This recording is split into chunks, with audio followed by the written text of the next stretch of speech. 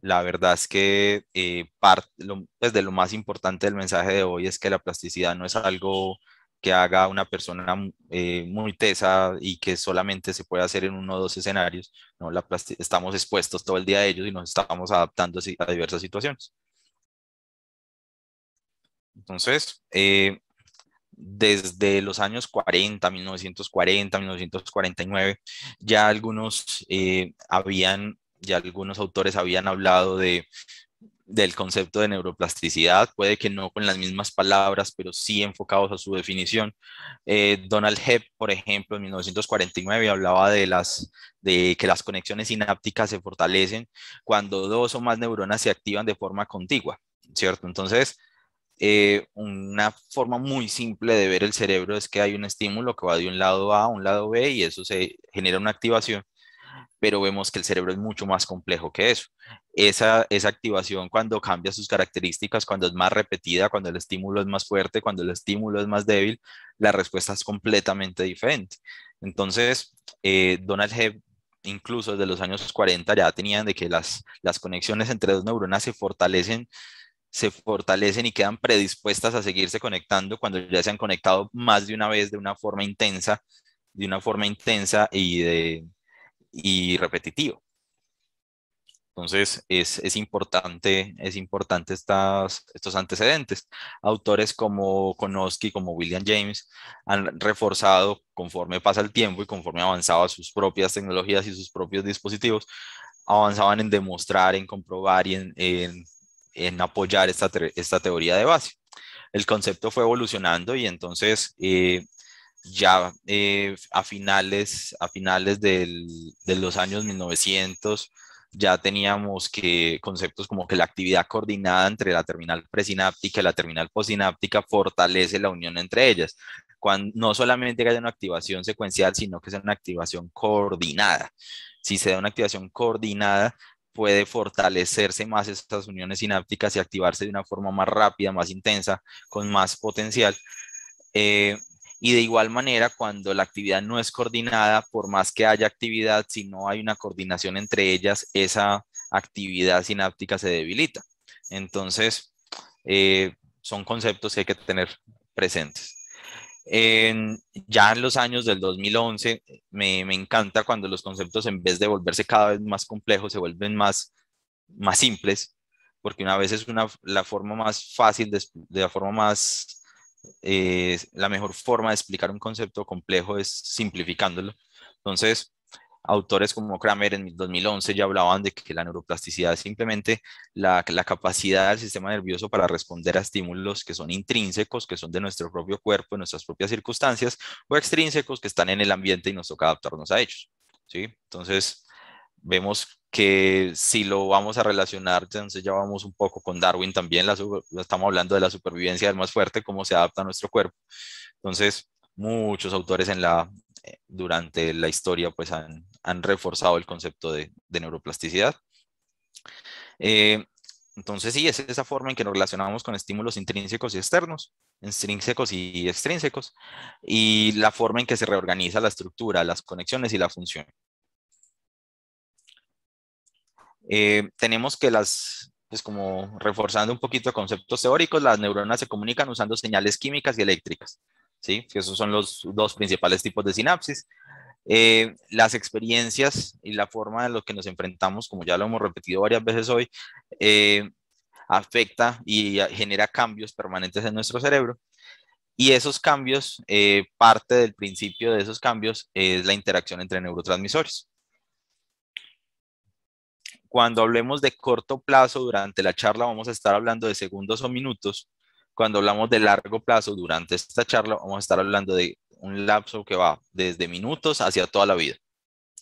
Eh, También, reforzando entre los conceptos, hablamos de que la neuroplasticidad es la base de la memoria, de las habilidades motoras, de las funciones ejecutivas, las habilidades cognitivas y la adaptación que tenemos y la adaptación, la respuesta y la recuperación frente a un daño neurológico. Entonces,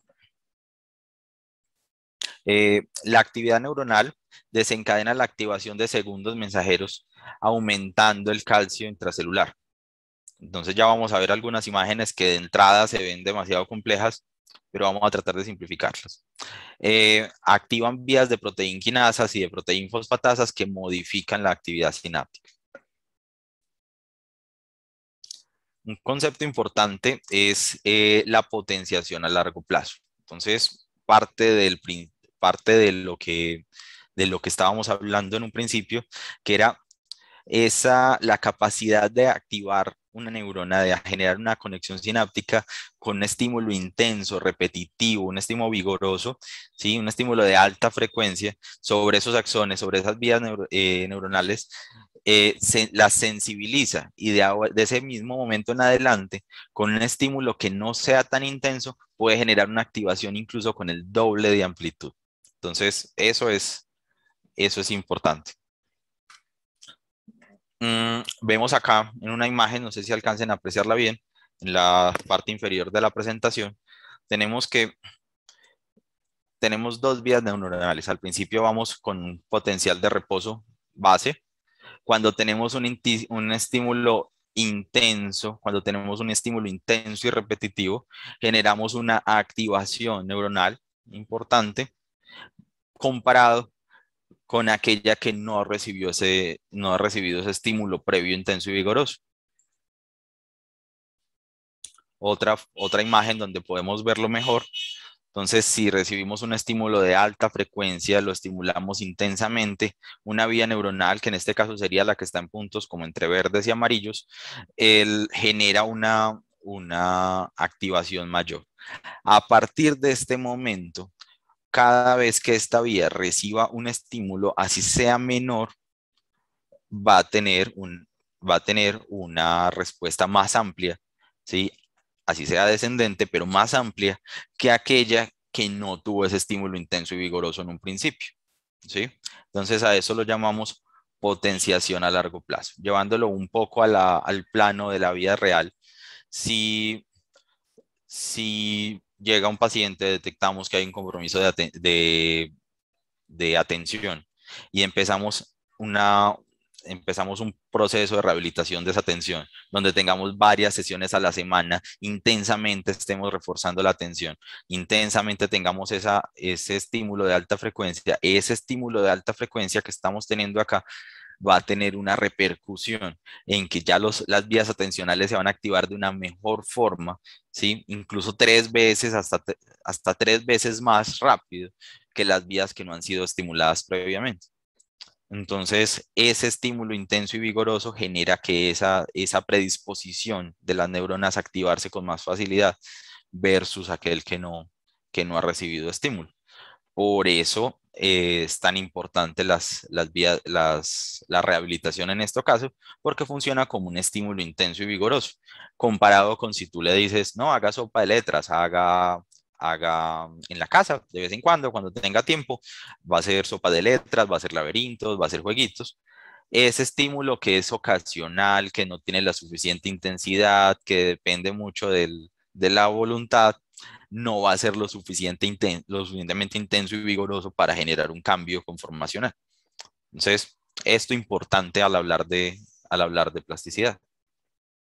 El principal neurotransmisor excitatorio en el cerebro, como los que estamos en medicina sabemos, es el glutamato. Entonces, el glutamato tiene dos tipos de receptores, los receptores AMPA y NMDA. Entonces, estos receptores están asociados a canales iónicos. Esos canales iónicos en cada uno de los receptores permite la entrada de algunos componentes, de algunos iones. Entonces, los canales AMPA, AMPA, permiten la entrada de sodio, mientras los canales NMDA permiten la entrada de sodio, pero en mayor intensidad del calcio. Eso es importante en una imagen más complejita que vamos a ver a continuación. Entonces tenemos las dos primeras fases, de la activación neuronal. De la terminal presináptica, de la primera neurona, se va liberando se va liberando glutamato, pero neuronas dependientes de glutamato, se libera ese glutamato al espacio intracelular. En el espacio intercelular está ese glutamato, que ese glutamato genera un estímulo sobre los receptores AMPA.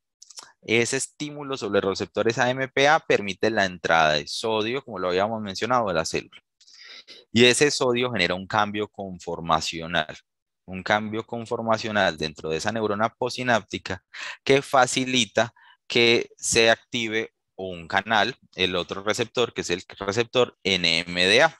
Cuando hay un cambio conformacional en esa neurona posináptica, ese receptor MDA que estaba bloqueado por magnesio se desbloquea y al desbloquearse permite la entrada tanto de sodio, como lo vemos acá en la imagen de la derecha, tanto de sodio como de calcio, generando cambios importantes que vamos a ver a continuación. Esa liberación, esos cambios que estamos generando, esos cambios conformacionales, estimulan una enzima, ¿sí? Y una enzima varias enzimas, pero la principal de ellas es la proteína quinasa. Esa estimulación de la proteína quinasa facilita la generación de nuevos receptores AMPA. Entonces, se generan nuevos receptores, se liberan y se adhieren a esa neurona posináptica. Eso es la explicación más química de por qué esa neurona se sensibiliza, porque como van a haber más receptores, en esa membrana posináptica, va a estar más disponible así sea una pequeña liberación de glutamato pueda generar nuevamente y nuevamente y nuevamente este mismo ciclo, generando cada vez más hasta un punto finito, no es infinito, pero sí hasta un punto importante, que haya una mayor disponibilidad de receptores. Esa neurona va a quedar sensibilizada por un tiempo, que es un largo plazo. Hablamos de largo plazo ahora, que va a un rango entre minutos y toda la vida, dependiendo de la zona que se estimule y el tipo de estimulación. Entonces, esto es importante para entender pues como el contexto. Aparte de esto, ese cambio conformacional, esa generación de nuevos receptores, esa estimulación que se está generando en la fase tardía, cuando se prolonga en el tiempo, cuando recibimos no solamente un estímulo, sino repetidos estímulos de alta intensidad, aparte de generar más receptores en la membrana posináptica, vamos a generar otra vía que depende de un sistema nuclear de esa neurona posináptica, que es el sistema CREP. Esa vía lo que hace es que aparte de que estoy generando más receptores, estoy generando también nuevas espinas dendríticas.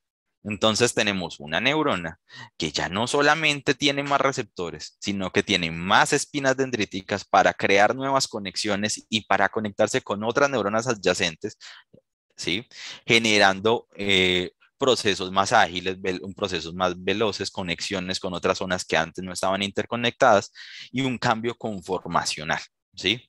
Entonces estamos hablando de que en cerebro la sustancia blanca son axones y espinas dendríticas, entonces estamos hablando que vamos a tener más sustancia blanca, más interconexiones, más vías, más procesos, vamos a tener una amplia conexión enfocados al proceso que estamos estimulando.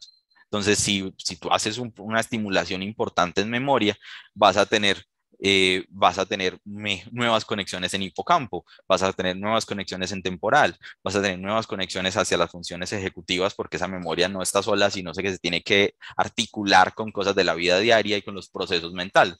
Si tú estimulas, y esto ya va saliéndonos un poquito de neuropsicología, si tú te vas a fisioterapia y estimulas el componente motor de la mano derecha, esa vía de la corteza motora primaria y su articulación con corteza motora secundaria va a tener nuevas conexiones, va a tener nuevas espinas que se van a crear, generando un movimiento más armónico, una recuperación del movimiento cuando se puede recuperar el movimiento, o unas vías accesorias que nos van a permitir con otra extremidad compensar la extremidad faltante. ¿Sí? No sé si vamos claros hasta ahí, si voy muy rápido, no sé cómo vamos hasta ahí.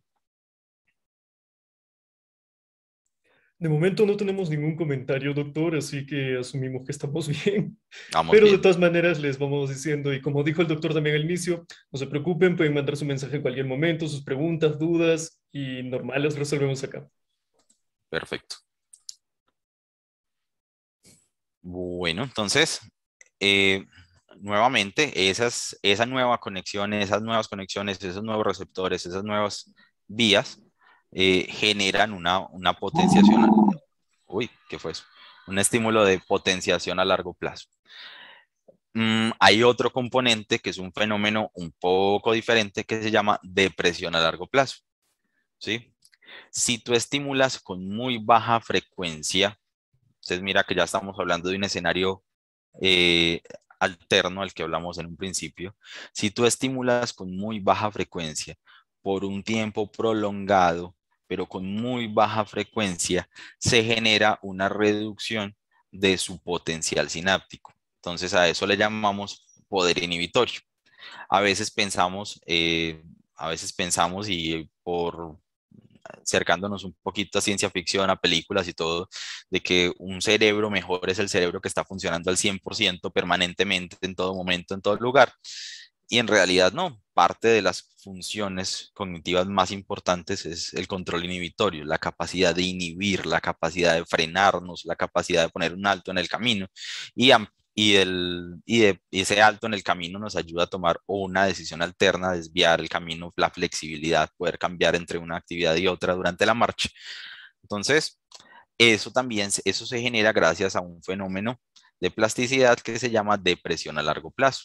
Entonces, son estímulos que no son de tan alta frecuencia, que son de muy baja frecuencia por un tiempo prolongado, reduciendo el potencial y la activación de unas vías sinápticas que no queremos activar, ¿sí? Entonces, poniendo un escenario, un paciente que estemos tratando de rehabilitar, que tenga un TDAH, o sea, un trastorno atencional y con hiperactividad, necesitamos que esa persona se regule, que tenga un control inhibitorio, que sea capaz de frenar frente a los estímulos, que frente a muchos estímulos sea capaz de decidir, hey, este no lo necesito, no necesito estimularme con él, necesito estimularme con aquel otro y permanecer estimulado en el tiempo. Entonces, estos fenómenos se logran gracias a un fenómeno de depresión a largo plazo. Ese es un fenómeno parece antagónico, pero es complementario a la hora de la estimulación. Entonces, no toda estimulación cognitiva se debe hacer con altísima intensidad, altísima frecuencia, repetido y constante, sino que algunos estímulos deben hacerse con baja frecuencia, pero sí por un tiempo prolongado para generar cambios a largo plazo, en este caso inhibitorios. ¿Sí? Entonces tenemos el ejemplo de cuando tenemos ese estímulo de baja intensidad, tenemos una depresión de ese potencial. Entonces esa neurona se va a demorar menos tiempo en activarse, menos tiempo en activarse, logrando un control inhibitorio. Es básicamente, pues eso es como el enfoque. ¿Y a qué se debe, y a qué se debe ese proceso?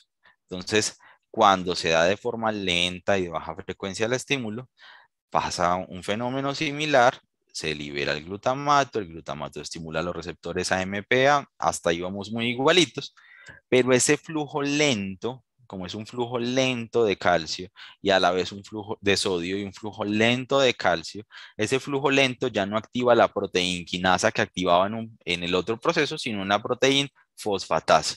¿Y qué hace? Internaliza los receptores, un porcentaje de los receptores de la membrana posináptica en algunas zonas. Entonces, como hablamos hace un momento, necesitamos en algunos contextos activar y generar más y tener más receptores y más neuronas y más espinas dendríticas, y en otros momentos necesitamos tener menos receptores en otras zonas. Entonces, es algo bonito porque pensamos que siempre es estimular con toda la potencia del mundo. Bueno, entonces, entendido esta primera parte, tenemos eh, varios escenarios de la potenciación a largo plazo en algunos momentos de la vida. Entonces, dependiendo de los estímulos que tenemos, de los estímulos que tenemos en los primeros momentos de la vida, tenemos más activación neuronal y más estímulo repetitivo e intenso que genera algunos cambios conformacionales en la vida. Por ejemplo, en la parte visual. Cuando nacemos, en el momento del nacimiento, tenemos una agudeza visual muy baja, que puede ser 20-100. ¿Qué es 20-100 en agudeza visual? Que los niños ven a 20 metros, ¿sí? Los niños ven a 20 metros como si una persona adulta y madura estuviera viendo a 100 metros de distancia. O sea, borroso, pixelado un poco, ¿cierto? Sin la resolución necesaria. Esa resolución 20-100 hace que al principio de la vida no tenga una gran potenciación una potenciación a largo plazo en la corteza visual, porque al principio el niño no ve nada, pues el niño ve muy borroso. En la medida en que va madurando la corteza visual, en que van madurando las vías visuales, ¿sí? Se va enfrentando a todos esos estímulos visuales que generan esa potenciación a largo plazo, llegando a un pico a eso de los 4 meses postnatal, ¿sí? Versus en la parte somatosensorial, donde desde el momento del nacimiento ya hay una curva ascendente, porque la parte del estímulo auditivo va creciendo desde el nacimiento, ¿sí? Y en la medida que ya se combina no solamente con el estímulo auditivo, sino que también con esa parte visual que llega tardío y con la parte del tacto que llega en un periodo entre las dos, va creciendo y se va formando una corteza somatosensorial más importante conforme a los 2 meses más o menos ya tenemos un pico, ¿sí? Y en la parte de funciones ejecutivas, en la parte prefrontal, es de las cosas más inmaduras que tenemos al momento del nacimiento. Estamos básicamente nulos y vamos creciendo conforme a los estímulos. Eh, y en corteza motora, un fenómeno similar. Entre los 2-4 meses tenemos un pico importante. Tenemos un pico importante asociado pues a que van madurando las vías motoras y tenemos más estímulo motriz, ya pasamos a no solamente de voltearnos en la cama, sino a gatear, luego a caminar, y vamos teniendo pues como esos estímulos, y pues y la interacción pues con el medio ambiente. En las vías del sistema límbico tenemos unas activaciones aún más rápidas porque estamos expuestos a emociones, sentimientos, palabras, sensaciones desde el momento, incluso desde la época prenatal. Entonces vemos que ya hay cierta percepción de sonidos del entorno estando incluso antes del parto, ya tenemos ciertas sensaciones y cierta percepción de estímulos del entorno. Entonces, por eso en el sistema límbico ya hay alguna activación correspondiente a aquellas reacciones emocionales y viscerales. En este caso, pues quería dar como un ejemplo. Este es un ejemplo que tal vez desde el punto de vista animalista no gusta mucho, pero es importante a nivel histórico para entender el caso. Entonces, este es el caso de un chimpancé. Este es el caso de un chimpancé que tenía sus 5 artejos, sus 5 dedos. Después de una amputación de uno de sus dedos, hubo unos cambios conformacionales importantes en la corteza motora. Entonces vemos, no sé si alcanzan a ver bien la imagen, tenemos la representación cerebral en esa corteza motora de los 5 dedos, empezando como el primer dedo, el dedo pulgar. Entonces tenemos la representación del primer dedo, del segundo, del tercero, del cuarto dedo y del quinto dedo. Y al tener la amputación del tercer dedo vemos todo un cambio conformacional. Entonces, algo que yo hago con los estudiantes es como tratemos de imaginar, sí, tratemos de imaginar por un momento que no tenemos el dedo de la mitad, ¿cierto? A priori pensamos que al perder ese dedo de la mitad, pues tampoco perdemos mucho porque lo más importante en la mano es la pinza, ¿cierto? Pero si vamos a hacer una actividad del día a día sin ese dedo, pues poniéndonos pues una venda, algo ahí en el dedo que no nos lo permita mover, nos damos cuenta que se vuelven más torpes los movimientos de los otros dedos y que no nos dejan realizar algunas actividades. Si tú te dejas la venda en un tiempo tan sencillo como una semana, ¿sí? Vas a poder vas a darte cuenta que vas a haber desarrollado algunas actividades, algunos cambios conformacionales que te van a permitir desarrollar mejor esas habilidades, que vas a mejorar en la forma en que agarras las cosas y que si en realidad nos pasara lo del simio que perdemos ese dedo, vamos a ser capaces, como ese simio fue capaz, de volver a alimentarse, de volver a trepar, de volver a cambiar, a adaptarse a su medio ambiente, gracias a unos cambios conformacionales que sucedieron en esa corteza motora. Entonces, si tengo una representación de un tercer dedo, ya no está ese tercer dedo, entonces tenemos un proceso de depresión a largo plazo. ¿Qué es un proceso de depresión a largo plazo? Ya no tengo estímulo, ya los estímulos que estoy teniendo sobre la zona que representaba ese dedo cada vez son menores, no tengo un estímulo constante ahí, esa representación se va disminuyendo. Tengo que usar más el cuarto, tengo que usar más el segundo, es la forma en que uso el quinto y el primero cambia. Entonces tengo unos cambios conformacionales cerebrales, ¿sí? Incluso no es solamente de la función, es la estructura. Si tú haces una imagen funcional en él, te vas a dar cuenta que la estructura es diferente. Y eso es básicamente la representación que tenemos en esta imagen, que el dedo 4 incluye algunas, ya empieza a tener algunas funciones que antes tenía el 5 y gran parte de las que tenía el 3. El 2 tiene unas funciones diferentes, el dedo 1 también tiene, es menos, pero también tiene algunos cambios importantes. Entonces, eso es importante en cuestión de 3 semanas, 3 meses, ya puede haber mejor dicho, al mes ya puede haber un cambio conformacional detectable con una neuroimagen. Entonces, por lo menos a mí eso me parece brutal.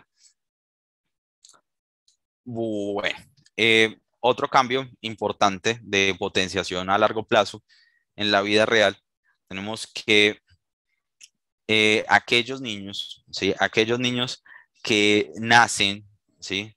Que nacen sin la capacidad auditiva, por una infección preparto, por una condición genética, por la razón que fuere, no tenemos una percepción auditiva, ¿sí? Tenemos que una condición que se llama el balbuceo manual, o sea, el expresarse por medio de las manos, ¿sí? Estamos hablando de un niño, nació, todavía no tiene conceptos de lenguaje oral, ¿cierto? Y en tiempos como los 10 meses o incluso menos, ¿sí?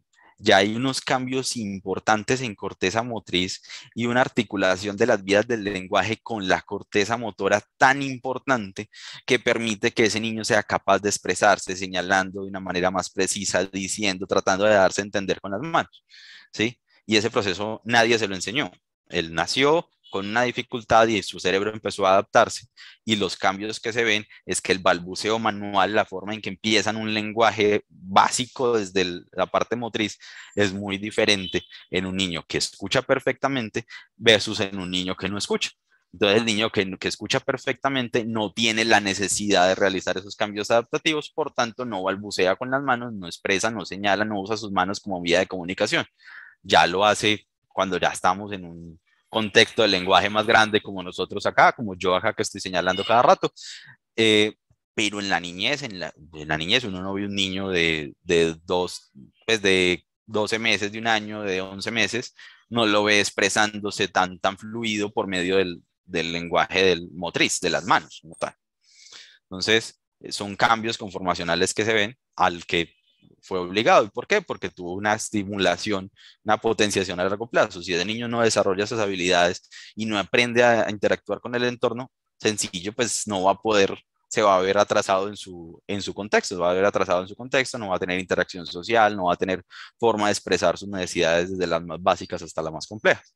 Entonces es importante cómo esa potenciación se genera, a veces la generamos nosotros desde la estimulación y otras veces la vida se encarga de darnos un estímulo intenso, repetitivo y constante que nos permita generar un cambio. Entonces, sí, final, pues como acercándonos pues como al final de los ejemplos, un caso de potenciación a largo plazo es en los pacientes con trastorno de déficit de atención y hiperactividad no controlados, ¿sí?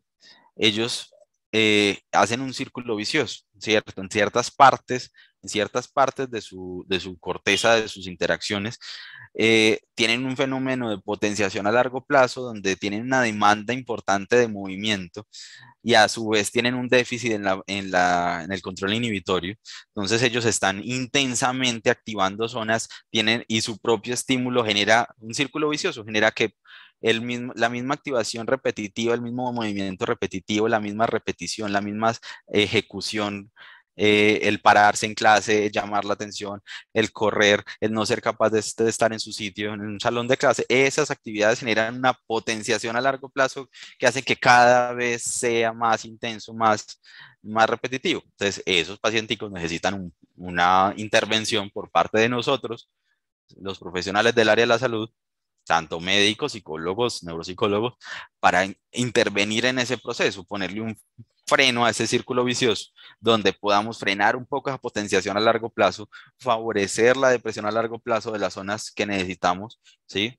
Sobre todo en áreas prefrontales de control inhibitorio, a veces ayudados por medicamentos, otras veces solamente ayudados por la terapia y por el estímulo. Entonces, esos fenómenos son los que estamos buscando en ellos. Entonces, es la causa, la consecuencia, pero también la intervención. Si entendemos esto de base, vamos a saber qué es lo que estamos tratando. Otro dato, pues importante, otro escenario es lo que habíamos hablado al principio de los algunos periodos críticos del aprendizaje. Cuando empezamos desde el neurodesarrollo a interactuar con el entorno, cada vez tenemos más estímulos que nos permite generar una mejor conexión con el entorno. El periodo crítico del lenguaje generalmente es antes de los 7 años. Es antes de los 7 años. Si tú te estimulas en un lenguaje, en 2 lenguas, en 3 lenguas, en 4 idiomas, en 5 idiomas, antes de los 7 años, vas a tener ese estímulo de potenciación a largo plazo porque vas a tener la necesidad de interactuar con el entorno, con otros niños y con otro contexto, en un cerebro que está creciendo. Esa exposición repetida va a permitir que esa segunda, esa tercera lengua, el lenguaje de señas como tal, no haya una diferencia significativa entre un nativo y un menor de 7 años, de 5 años que esté aprendiendo el lenguaje, versus alguien que intenta aprender el lenguaje en otro periodo, ¿cierto? Eso no significa que no lo pueda aprender, pero significa que ese estímulo repetitivo constante que lo va a permitir aprender una segunda lengua por fuera de ese periodo crítico a los 8, a los 10, a los 12 años, a los 30, a los 50, a los 80, ese estímulo repetitivo va a generar la activación, la potenciación a largo plazo de otras vías, ¿sí? Entonces, sí se puede, lo que dicen por ahí, loro viejo aprende a hablar, sí, o sea, una persona en otros contextos puede hablar, puede aprender una segunda lengua, sí. Va a ser mucho más fácil si lo haces antes del periodo crítico del aprendizaje, porque vas a tener todo ese bombardeo de potenciación a largo plazo con el que ya venías, pero no necesariamente significa que no lo vayas a aprender. Te va a generar algún tiempo adicional porque tienes que construir unas nuevas vías con otra fuente, con otra dirección, en otras áreas coadyuvantes, pero vas a poder llegar en algún momento pues al punto de dominar el lenguaje, tal vez no como un nativo, pero sí a dominar y hacerte entender en esa, en esa lengua. Entonces, vemos ahí un ejemplo de lo que estábamos hablando en el periodo crítico del aprendizaje del lenguaje. Antes de los 7 años tenemos la activación de grandes zonas, sobre todo Broca, Wernicke y sus interconexiones entre ellas, ¿cierto? Versus en el adulto, que ya no solamente es Broca y Wernicke, que ya no están tan intensas como antes, sino tenemos parte occipital, parte temporal, parte parietal, porque tenemos que usar vías complementarias, vías visuales, vías sensoriales, vías auditivas. Por eso es que a los grandes, cuando nos metemos a un curso de una segunda lengua, nos estimulan con speaking, nos estimulan con listening, con imágenes, con picture, con fotos, con cosas, porque necesitamos activar otras vías diferentes a las que activa un niño de 7 años, que son simplemente las vías clásicas del lenguaje. Entonces, pues como dato importante. Entonces, eso básicamente sería mi intervención del día de hoy. Muchísimas gracias, doctor. Ha sido realmente impresionante. Creo que la parte que más me llama la atención, ¿no? Definitivamente es que toda esta clase de potenciación, al menos de manera natural, surge en base a la necesidad, ¿verdad? Entonces, ¿cómo aprovechamos, no? ¿Cómo aprovechamos este conocimiento dentro de neuropsicología para aprovechar al máximo, valga la redundancia, de la potenciación a largo plazo? Sí, básicamente nos toca es entender, la forma de aprovecharlo es entendiendo. O sea, si uno no sabe qué es lo que está pasando, va a ser muy difícil intervenir, ¿cierto? O va a empezar uno a intervenir como, pues, no sé, juegue, haga, no sé, coja la pelota y haga lo que quiera. Pues no vamos a poder tener un orden de las cosas. Entonces, si entendemos el contexto de ve, esto es lo que está pasando, necesita un protocolo para hacerlo, necesita un orden, necesita que en estas funciones hagamos un componente de estimulación, en estas que tratemos de tener un freno, un control inhibitorio, si tratamos de construir, de entender, de ir desde lo más simple hasta lo más complejo en un proceso, como nos dijo ayer las doctoras que nos ayudaron con la presentación, eh, el, el usar el juego como herramienta, pero el juego enfocado a, ¿sí? No es simplemente jugar por jugar, ¿cierto? Porque pues, nadie va a estar dispuesto en acudir a una serie de terapias que es ir a jugar, pues para eso juego en la casa, ¿cierto? Pero si tiene un orden, si tiene una coherencia, si tiene un fin, si tiene una forma objetiva de medirlo, ¿sí? Y hay herramientas para eso en neuropsicología, vamos a poder comparar resultados. Y eso es un poco lo que vamos a ver mañana, donde vamos a cotejar, comparar resultados pre, post y después de una intervención, qué cosas, qué cambios puede haber en un paciente. Pero sí, pues básicamente esa es la idea, o sea, conocer para saber aplicar. Excelente, doctor. Y todo esto apoyado, evidentemente, de la neuroimagen es impresionante, ¿no? Cómo hemos avanzado a un momento en el que podemos comprender algo tan complejo como el aprendizaje en base a potenciación. Porque recordemos que tenemos muchas teorías sobre el aprendizaje y las que más están aceptadas son las que mencionan la vinculación de algo que quieres aprender con un vínculo emocional, un vínculo visual, como veíamos adelante, pero con esto también entendemos que cuando existe la potenciación a largo plazo, no necesariamente se vinculan, sino que se enfocan áreas específicas como en el niño que aprende lenguajes de 3 a 7 años, ¿verdad? Sí, y igual el componente emocional es clave en el aprendizaje. O sea, tú puedes citar a un niño a estímulo intenso y repetitivo, pero si no tiene una motivación, si no tiene una intención, si no tiene una necesidad de aprender eso, y si tú no creas un cierto vínculo, cierto rapport con el paciente, no vas a poder que esa intervención sea efectiva. Simplemente va a generar un rechazo en el paciente y ese rechazo va a significar que no hay una estimulación. Y todos estos factores los tenemos que considerar al enfocar la acción de nuestro paciente. Es Todos, impresionante. todos. Simplemente Acá no hay yo, ruedas sueltas. exacto, simplemente yo me quedo impresionado con todo el trabajo, la complejidad del trabajo y lo importante que es. Pero bien, pasaremos de una vez a una parte de los comentarios en la que nos mencionan si la apoplejia, los trastornos de aprendizaje, el dolor, TDAH y otras afecciones se pueden tratar con enfoques neuroplásticos. Sí, básicamente sí. Una, pues a mí me gustan mucho las frases y los refranes. Hay frase de abuela que es que la peor lucha es la que no se hace, ¿cierto? Tienes que crear un plan de intervención en estos casos, sobre todo si es un cerebro susceptible a mejoría, ¿sí? El enfoque en neuroplasticidad es muy efectivo en trastornos susceptibles de mejora. Entonces, en trastornos del aprendizaje, en dolor, en TDAH, son muy susceptibles. En apoplejía también. Ahora, si tenemos, ¿en qué escenario es más difícil? ¿Sí? No lo voy a decir imposible y no voy a decir que no es pertinente hacerlo, pero ¿en qué escenario no es tan efectivo? En enfermedades neurodegenerativas, ¿sí? Porque tú estás creando un estímulo, estás fomentando nuevas vías, pero a la vez estás perdiendo cerebro, ¿sí?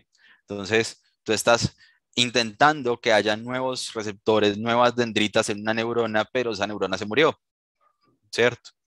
Entonces, en ese caso necesitas una intervención directa de la enfermedad, por ejemplo en Alzheimer, tratar de frenar esa evolución, esa destrucción por medio de la proteína tau, ¿sí? Necesitas evitar ese daño celular para tener células con que trabajar y con que avanzar. Entonces sí se puede, pero es más frustrante, es más lento y es menos efectivo cuando haces un proceso de estimulación en un paciente que día a día está perdiendo cerebro. Sí, me imagino que debe ser bastante frustrante. Y no solo eso, sino también que no podemos saber exactamente en qué parte, ¿verdad? En qué parte se van perdiendo específicamente o en qué parte se fueron creando. La siguiente pregunta es, ¿los circuitos neuronales se pueden modificar como consecuencia de experiencias casuales o a través del esfuerzo consciente? Ambas. Eh, Ambas, si tenemos una situación intensa, súbita, como perder una extremidad, como perder un sentido, como un evento cerebrovascular, un estímulo, una noxa, algo nocivo intenso, a partir de ese momento mi cerebro tiene que decir, hey, me esfuerzo o me muero, pues, o sea, tengo dos opciones, o me quedo tirado en una cama o intento pararme de alguna forma, ¿sí? Y parte de esas decisiones las vemos todos los días en los pacientes. Hay pacientes que tienen un evento cerebrovascular y por cosas de la vida, de su familia, de su estímulo, de su situación, deciden no hacer nada y esos pacientes tienen un deterioro constante. Pero si tú te estimulas y decides, no, yo me voy a parar de esta cama y empiezas y buscas al profesional, tienes el enfoque, la secuencia, la forma de hacerlo, vas a lograr grandes cambios. Eh, entonces, son las dos cosas. O sea, tienes un evento casual, algo que pasó súbito, o algo que tu cerebro le toca adaptarse a una situación intrínseca o extrínseca, pero a la vez tienes que hacer un esfuerzo consciente para eso. Entonces, la palabra ahí es ambas. Perfecto, doctor. La siguiente nos mencionan si al tomar una decisión rápida y efectuada de manera inmediata, se podría imposibilitar un proceso de reflexión y evaluación en la corteza cerebral.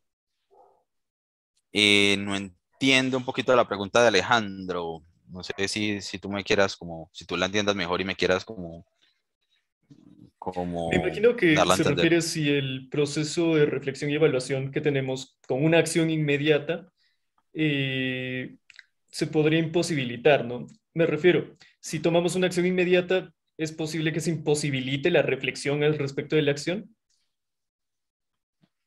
Si estoy Pues equivocado, Alejandro, te invitamos, normal, puedes mandarnos una aclaración por chat o incluso puedes prender tu micro si así lo deseas y te damos el micro.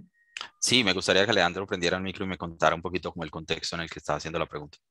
Excelente, doctor. En ese caso, Alejandro, ¿estarías dispuesto a que prendamos tu micro un momento y nos puedas compartir tu pregunta? Alejandro debe ser pariente de Uriel.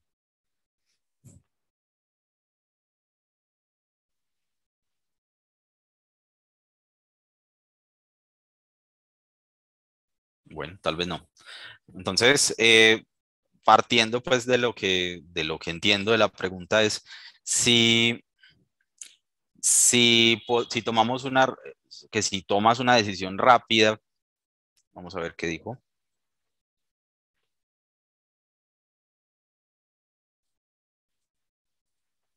Está hablando, démosle chance de hablar y complementamos con lo que nos comente.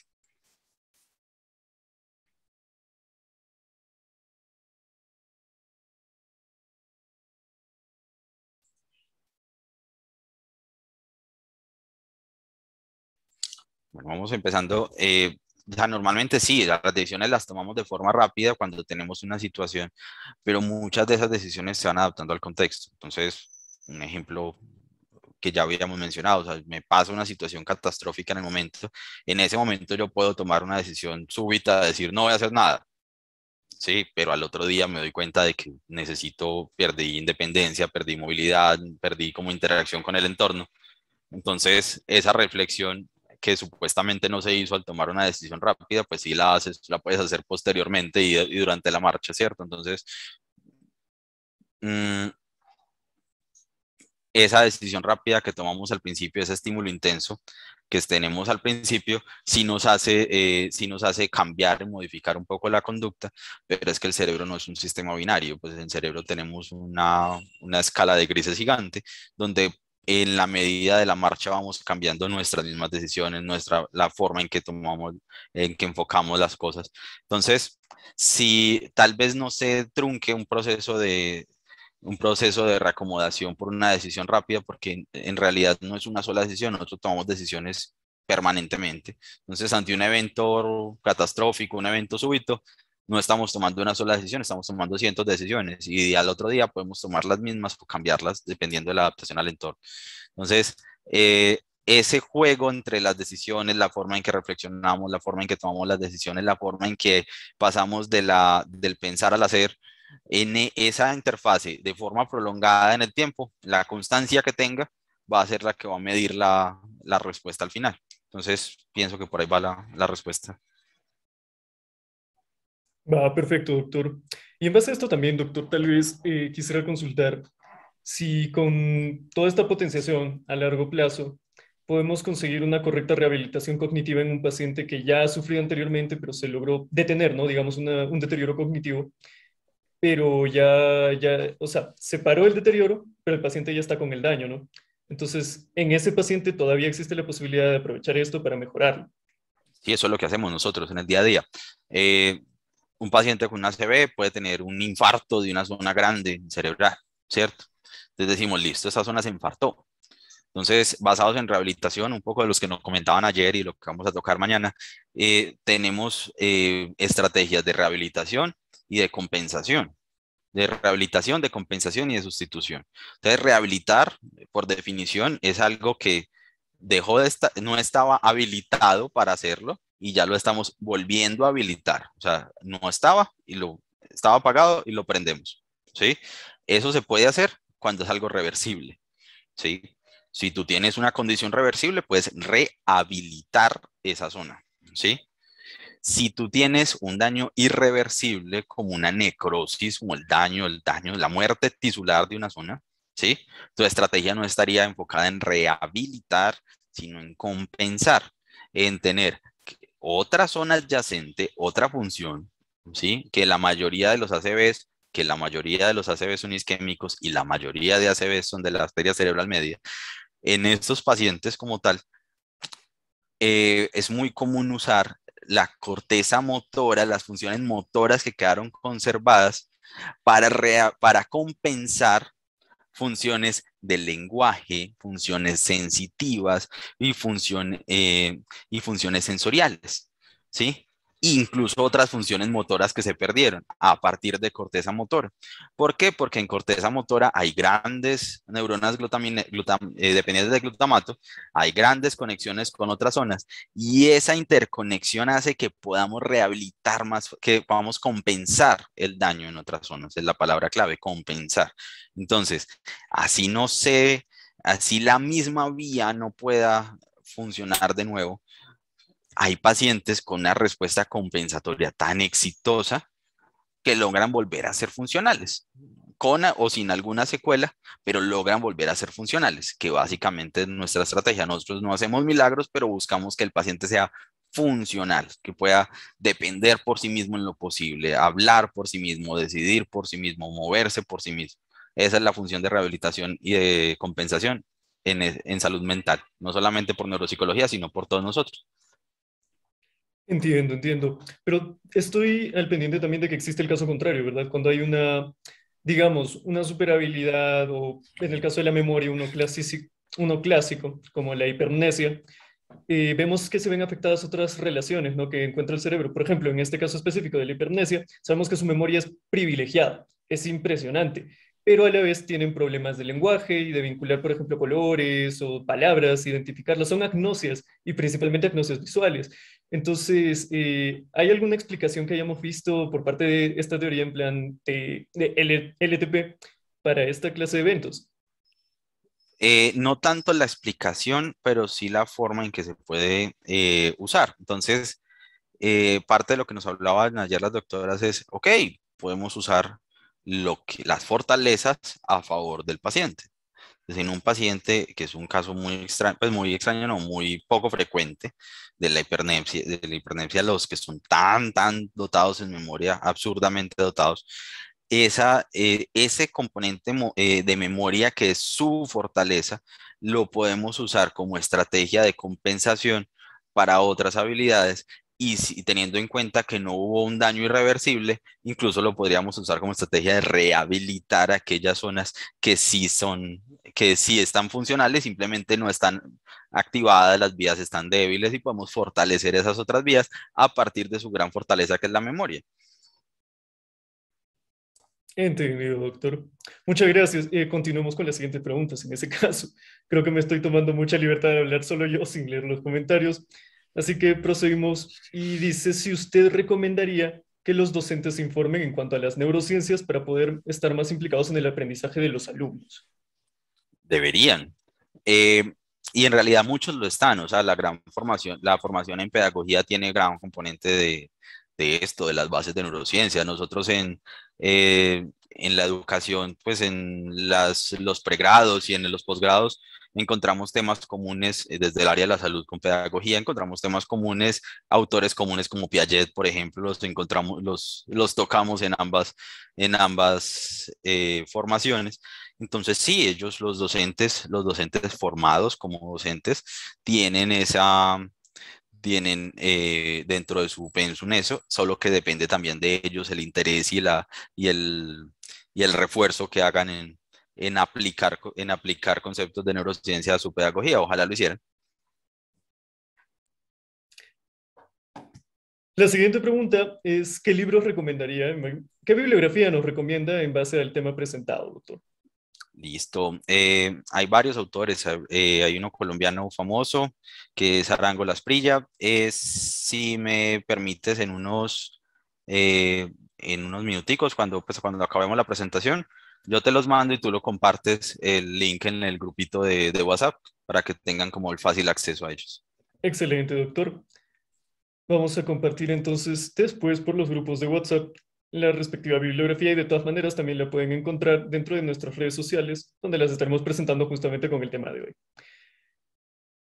Doctor, tal vez unas conclusiones o nociones finales que quisiera darnos antes de terminar con el evento del día de hoy. Pues grande es que entender plasticidad como esperanza, o sea, no tirar la toalla tan fácil con algunos pacientes, evitar, hay unas palabras que en medicina y en salud en general, en psicología y en medicina deberíamos evitar, que son todo, nada, nunca y siempre. O sea, son palabras que tumban diagnósticos, son palabras que tumban la esperanza del paciente o que prometen más de lo que realmente se puede hacer. Entonces, los pacientes no podemos decirle siempre se recupera, en estas condiciones siempre les va muy bien porque puede que ese paciente sea el que no le va tan bien. No podemos decir todos los pacientes que tienen una ACV no vuelven a caminar porque sabemos que sí. Todos los pacientes que tienen un problema como el que usted tuvo, un infarto de todo el hemisferio izquierdo, no pueden recuperar el lenguaje nunca más, ¿sí? Y vemos al paciente 6 meses después hablando, ¿cierto? Y decimos, pero ¿cómo carajos? ¿Cierto? Y le hacemos una imagen y vemos que izquierdo sigue infartado. Y entonces, ¿qué pasó? Entonces, derecho hizo magia. Entonces, es empezar a quitar esas palabras del lenguaje, tanto como prometer en exceso, como tumbar aquellas cosas, pues como tumbar la esperanza del paciente. No, ¿para qué va a hacer eso si usted ya no va a volver a caminar? Eso debemos que sacarlo del lenguaje. Si no pudo volver a caminar, a pesar de que se hizo todo lo posible, no pudo, pero no tumbarlo desde el principio, porque pues, no, eso tumba la motivación y la parte emocional de ese aprendizaje que queremos que tenga. Excelente, doctor. Muchísimas gracias. No olviden todos nuestros participantes ahora que nos están viendo en el Zoom, que mañana también tenemos una ponencia con el doctor donde nos estará explicando un poquito más acerca de rehabilitación. Entonces, sin decir nada más, muchísimas gracias a todos. Muchísimas gracias, doctor Juan Pablo, por su ponencia una vez más y nos estaremos viendo el día de mañana. A Cuídense ustedes que todos. estén Muchas bien. gracias.